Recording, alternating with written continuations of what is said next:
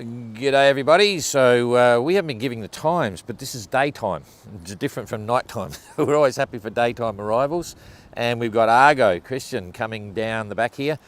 Beautiful day, lots of things happening. We had a look at Jacob's going to be next. Jacob's about an hour after Argo crosses the line.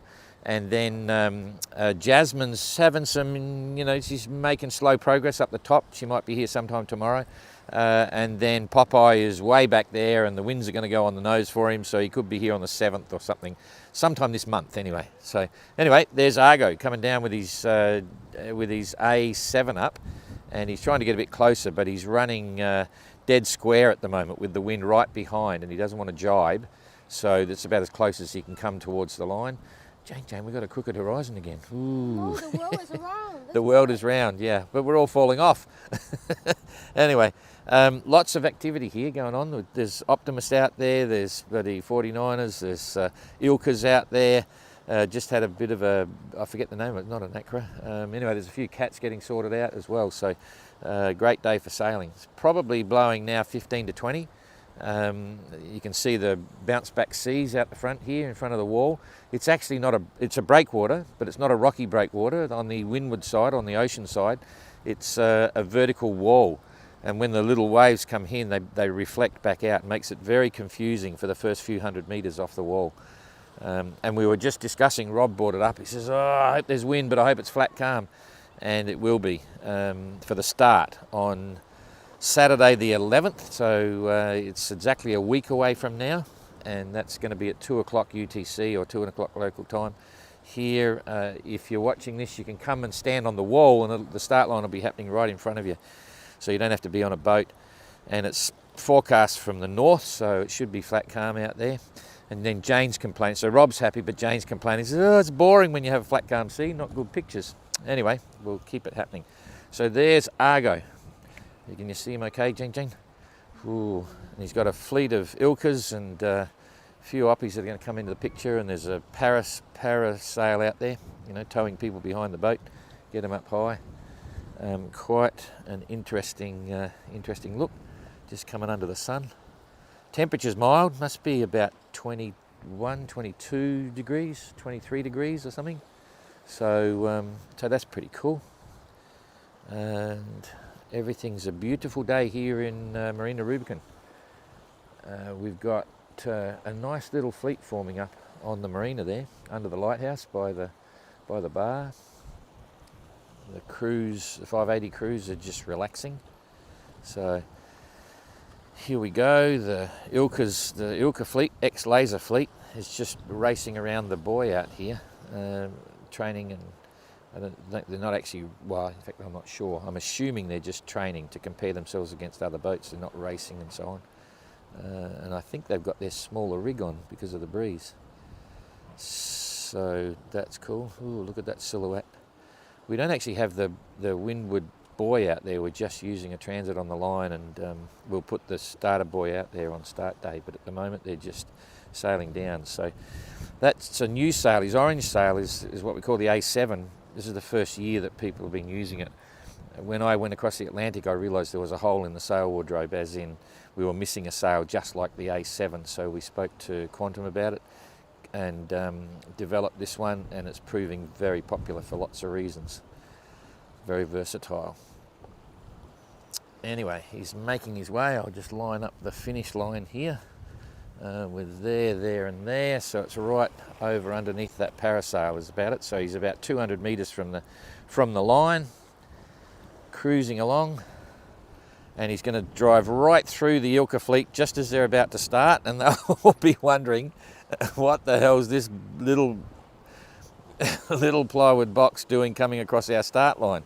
That's why they're all luffing their sails there. They're just letting it go because they're probably sitting by the start line.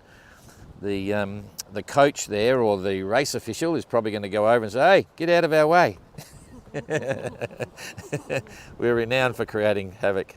Or either that, or they're about to get the gun and they'll all just take off and charge down on him. Yeah, anyway. And you'll see there's a big yacht out the back, and then you've got the parasail out under that. So he's just about to Now he's got the oppies coming. So there's 3 Optimists just going down his leeward side, I think. Yeah, down the leeward side. right through the action. There's a shot. Jeepers, I haven't got my photos. Are we shooting photos, Rob? Yeah. Get that one. That's a beauty. Oh, jeepers, full on competition. Looks like a maxi going through there. So that's a bit of fun. Okay, he's over the line. Yeah, that's it. You're over the line. Thanks, Globe 580, going clear. Okay, so he's through. That's a bit of fun. Nice fleet there. So I don't think we upset the guys there too much, but it certainly looked exciting, like being on Sydney Harbour on a Saturday afternoon. Often it looks like the biggest boat out there. Yeah, that's true. That was nearly it was. Yeah, a big one. So, yeah. Okay, so he's now going to furl up the A7. He's got 3 reefs in the main, I think. Or was that 2? No, probably 2 reefs in the main. So he's got a beautiful day for a sail. Yeah, beautiful day. I call this the Christmas boat because when he was saying, you might have seen some of the reels of this one, the green sails are pretty stunning. And it just looked like a Christmas tree, green Christmas tree, and then all the red and the green and the different colours. It's got quite a following back home. German entry. The Germans are getting into sailing more and more these days. 5-10 years ago they weren't there, but Boris Herman and the Vendée Globe and the ocean race in his Imoca has really created waves with sailing, especially solo sailing. And the Germans are actually following Christian and the 580 class. Who've got, I think, four or 5 boats under build. Germans have got their own class association now. They're the first national body to set up a class association. We've got the Spanish also setting up an association with a whole bunch of boats, and we've also now just talking about a new one with the Netherlands. And it won't be long before the Aussies get into the act because we've got about 12 boats building in Australia. So. And those associations will promote their own events and promote the class, so it may generate more builders in each of those countries. And we've been selling a lot more plans over the last few weeks because some of the people that might have been sitting on the fence, they're now seeing the vision of the boats sailing, also powering to windward in reasonably strong winds. They're stiff boats, they're safe boats. You can pretty much do anything, but yes, they're not a lightweight flyer. They're meant to be an ocean voyaging boat, ocean racing boat, not necessarily around the cans, but if you take a year's worth of food off the boat and keep it simple, you can have fun as club racing as well. So, and certainly if you get a group of sailors in their close proximity, you get 5 or 6 of them, you have your own races, which will be a lot of fun. So, quite a cool little boat. He's making his way down here with his green sail. We spoke to him before. He thinks his motor's okay. He's got the most powerful motor in the fleet. It's actually the equivalent of a 5 horsepower motor. In fact, all of the rest of the fleet have got 3 horsepower equivalents, 1,000 watts. But this one's about 1,600 watts, which created a conundrum because if you see the technical photos, it doesn't have the battery on top of the motor. It uses batteries inside the boat, and they're quite big batteries, but we have a restriction of 200 amp hours for the house batteries, the maximum. We restrict the battery capacity and the charging capacity with solar panels to make sure the sailors aren't relying on electronics and electronic autopilot and things like that. But now with the external battery like that in the boat, it creates a few little things, but the intent and so on is still there. But it's nice to have 5 horsepower. I think in hindsight, if I was doing a 580, I would probably get a motor a little bit bigger than 3 horsepower, because if it's blowing 15, 20 knots, it's an issue. And here's some breaking news. We are actually going to create a time penalty this is for the MGR, that's after this transatlantic race, a time penalty for any boat who needs or requires a tow into port in winds under 20 knots.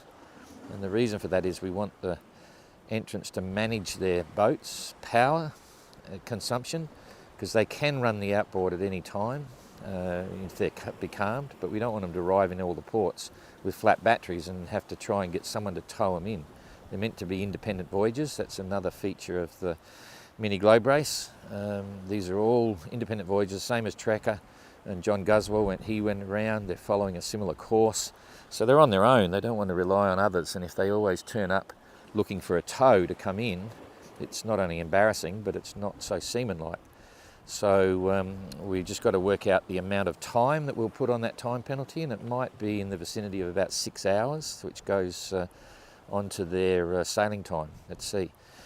None of them know anything about that at the moment, so if they're watching this live, they'll be saying, holy dooly, we're going to get time penalties if we have to take a tow. Obviously it's really windy and it's not safe or whatever it is, then we'll look at the issue at the time. So subject to considering all the facts associated with the tow, we will have an opportunity to place a time penalty on it, on the entrant for mismanagement of their electric outboards. So there we go.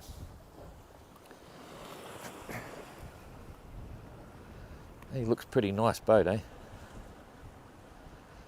Making way quite well. His paint job down the side was done by his daughter when they were building the boat. I think this is the correct story. When they're building the boat, she was in the shed there while they're happening and thinking this is cool. And Christian said, "Well, why don't you? I don't know. I wouldn't say she was getting bored, but kids are active and they want to do something." So he said to her, apparently, "Why don't you design the paint job?" So that's what she did. So all those colour stripes and bits and pieces, that's her artwork that then Christian replicated on the side of the boat. It looks pretty cool. In fact, all the boats look good.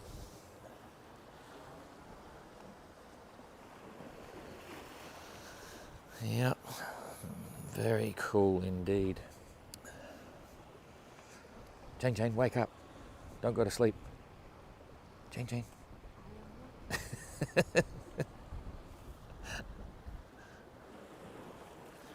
Okay, picture time. Picture time.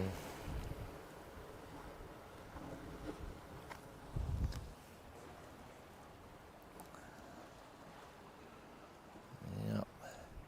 One of the advantages of head sail reefings is you can get rid of sails in a hurry, but Christian's also a believer in hanked on sails. So he's got hanked head sails. He's got a reefing gear on the asymmetric kites, but he's using hanked sails, so you've got that on the foredeck. That's why he's coming in under main. If you had a furling gear, you'd probably get rid of the main and come in under a partially reefed head sail, Genoa, and then just at the last minute when you want to get rid of it, you just roll it up. So a little bit the same. Yep. A little bit the same.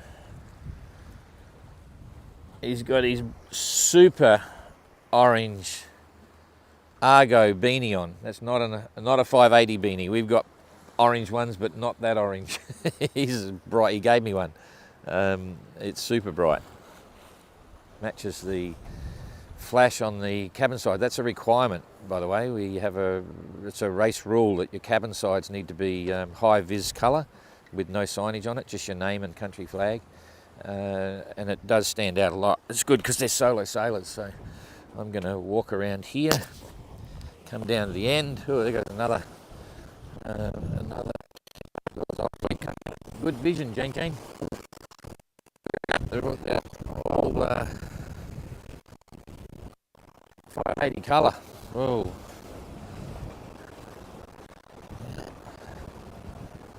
They're the 29ers, a little bit smaller than the 49ers. And I forget which is the Olympic classes now. So, I should have got that.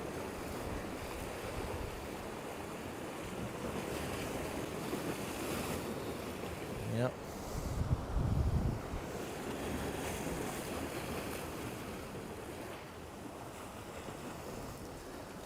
Okay, he'll be just putting his outboard on now. As soon as he's got that running, he will drop the main, which he's already done, and make his way in here. So, yeah, looks like a colour-coordinated fleet with all those bright colours. So,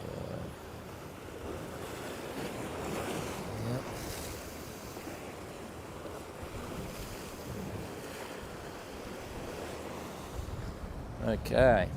He's actually using a wind pilot, wind vane, really good one. You know, a lot of the wind pilots sailing around, they're all over the place, and he was lucky enough to get hold of one. Not easy to find for the 580s, long story. We all laugh about it, but there you go. He got one. It's a hot banana wind pilot. Ooh, no 580 skipper's allowed to buy one, but they find them on the black market. So, and they do a great job. He'll be very happy. He's been sailing well. He looks rested. Bravo, monsieur! Fantastic. You're going to turn left when you get to the end. You'll see the fleet. And there's a hole in between, you're behind Peeler. Okay? Yeah, you'll be tying up behind Peeler. Just turn left when you get up the end. Yep, you'll see the fleet. You'll see the fleet open up. Go behind Peeler. Okay, he's looking cool. All right, so we'll do the same quick run across the other side, and we'll try to get there and interview him as soon as we're there. So another one, and we've got to beat it before Jacob's there. So we're off, and we'll be back.